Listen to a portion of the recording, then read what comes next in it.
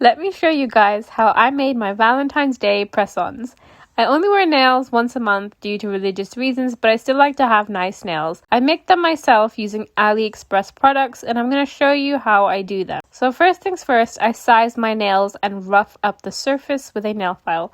I then wipe off the dust using an alcohol wipe. I didn't like the base color of my nails, so I had to go over with some colored polygel.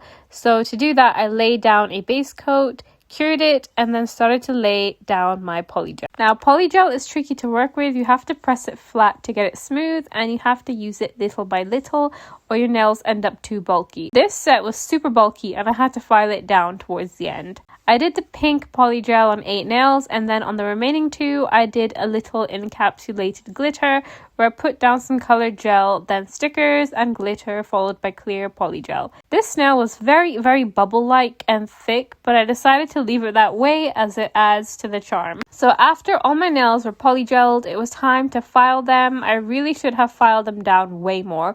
Also, doing polygel over sized press-ons can actually warp them and affect the size, so you may need to use a thicker glue like an air dry gel glue underneath so that they don't pop off as easy. After filing and buffing, I added some designs, I added some French tips and some lace to the encapsulated nails. And for my 3D charms nail, I painted it burgundy with a glitter tip and then made some 3D charms using some nail art silicone molds. When you work with gel, you have to be so careful, especially if you're using cheap products. You don't want to give yourself a gel allergy. Make sure to wipe off any gel if it gets on your skin straight away.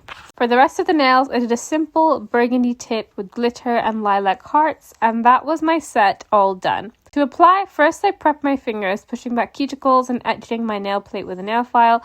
I also rough up the inside of the nail as well. I used a dehydrator and then went straight in with the nail glue. Now, in my experience, gluing press-ons, the best glue is an air dry gel or using a nail tab and nail glue combination.